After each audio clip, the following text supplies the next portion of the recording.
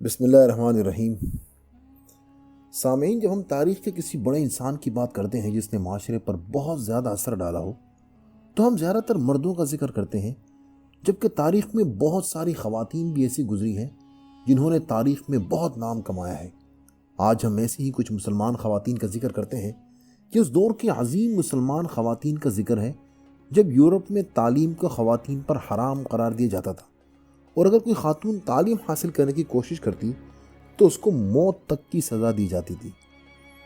پہلی خاتون فاطمہ بنت محمد الفرحیہ القرشیہ ہیں، جو کہ مراکش کی رہنے والی تھی اور ایک امیر خاتون تھی۔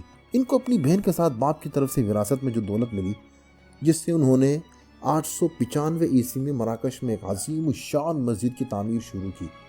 جب یہ مسجد مکمل طور پر بن گئی تو اسی کے ساتھ ملحقہ ایک عظیم درسگاہ بھی بنائی گئی جو القرویین یونیورسٹی کے نام سے مشہور ہے۔ القرویین یونیورسٹی دنیا کی سب سے پہلی باقاعدہ درسگاہ ہے اور اسی یونیورسٹی نے اسناد دینے کا رواج سب سے پہلے شروع کیا۔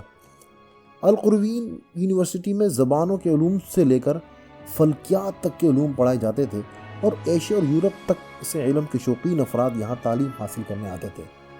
خود فاطمہ نے بھی یہاں تعلیم حاصل کی۔ اس یونیورسٹی سے بہت اعلیٰ مقام شخصیات نے تعلیم حاصل کی، اور ایک افواہ یہ ہے کہ اورلاق کے گربرٹ نے، جو کہ پوپ سلویسٹر دوم کے نام سے مشہور ہیں، انہوں نے القرویین میں تعلیم حاصل کی، اور اسی کو یورپ کے باقی حصوں میں عربی ہندسوں کے متعارف کرانے کا سہرا دیا جاتا ہے۔ القرویین یونیورسٹی آج بھی کام کر رہی ہے اور دنیا کی قدیم ترین لائبریریوں میں سے ایک یہاں کی لائبریری ہے۔ اس لائبریری میں 4000 سے زیادہ مخطوطات موجود ہیں، جن میں مشہور مورخ ابن خلدون کا 14ویں صدی کا مقدمہ بھی شامل ہے۔ لائبریری کی حال ہی میں تزئین و آرائش کی گئی، جس کا آغاز خاتون آرکیٹیکٹ عزیزہ چاونی نے کیا، جنہوں نے لائبریری کے تزئین و آرائش اور اسے نئی شکل دینے کے لیے کام کیا۔ القرویین کا کتب خانہ اب عوام کے لیے کھلا ہے، اور دیگر خزانوں کے ساتھ فاطمہ الفہری کے اصل ڈپلومے کی نمائش ایک لکڑی کے تختے پر موجود ہے۔ مریم اسٹرولابی 10ویں صدی عیسوی میں شام میں پیدا ہوئی۔ مریم کے بارے میں تاریخ میں بہت کم لکھا گیا ہے، لیکن جو لکھا گیا ہے اس سے واضح ہے کہ مریم اسٹرولابی ایک قابل ماہر فلکیات تھی۔ مریم کا سب سے بڑا کارنامہ فلکیات کے علم میں استعمال ہونے والے ایک خصوصی آلے ایسٹرولوب کی مختلف اور جدید اقسام کا بنانا ہے، اور اسی کی وجہ سے ان کا لقب اسٹرولابی بنا۔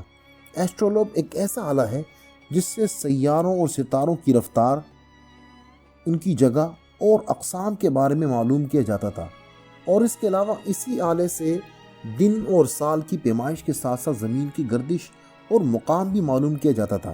اس کے علاوہ اسی آلے کی مدد سے قبلے کی سمت، رمضان اور عید کی شروعات کی پیمائش بھی کی جاتی تھی۔ مریم کو اسی آلے کے بنانے میں بہت مہارت حاصل تھی، جو کہ نہایت پیچیدہ ریاضی کے مسائل کے بغیر ممکن نہ تھی۔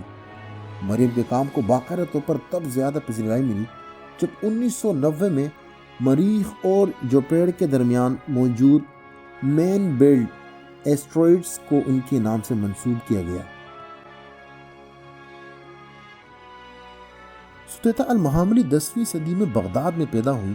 ان کے والد ابو عبداللہ الحسین بغداد کے ایک مشہور قاضی تھے۔ ستیتہ نے بغداد کے بڑے بڑے علماء سے تعلیم حاصل کی، جس میں ان کے والد بھی شامل ہیں۔ ستیتہ نے ریاضی اور الجبرا کی بہت سی شاخوں میں نمایاں کام کیا جو آج بھی استعمال ہوتے ہیں۔ ریاضی کے علاوہ ستیتہ نے عربی ادب، حدیث اور فقہ کے علوم میں بھی مہارت حاصل کی، اور مشہور تاریخ دان البغدادی اور ابن جوزی بھی ان کو خراج تحسین پیش کرتے ہیں۔ مشہور مورخ ابن کثیر لکھتے ہیں کہ ستیتہ اپنے وقت کی قابل ترین شخصیات میں سے ایک تھی۔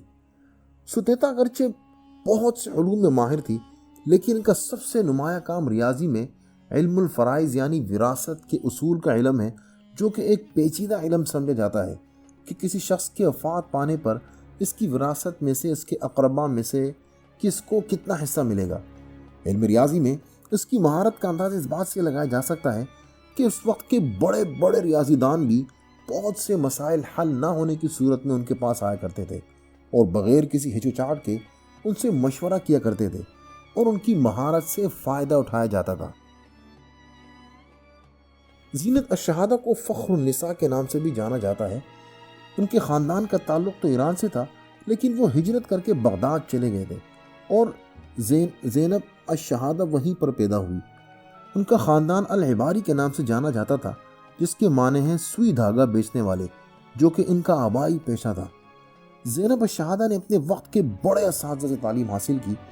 وہ اپنے وقت کی سب سے مشہور خطاط تھی اور ان کے زیادہ تر کارہائے نمایاں فقہ اور حدیث کے میدان میں ہیں۔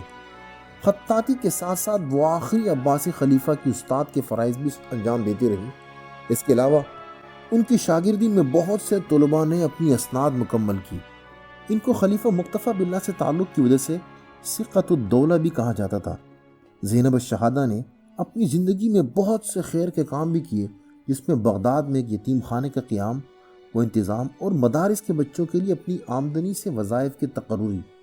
زینب الشہادہ کا انتقال بغداد ہی میں ہوا۔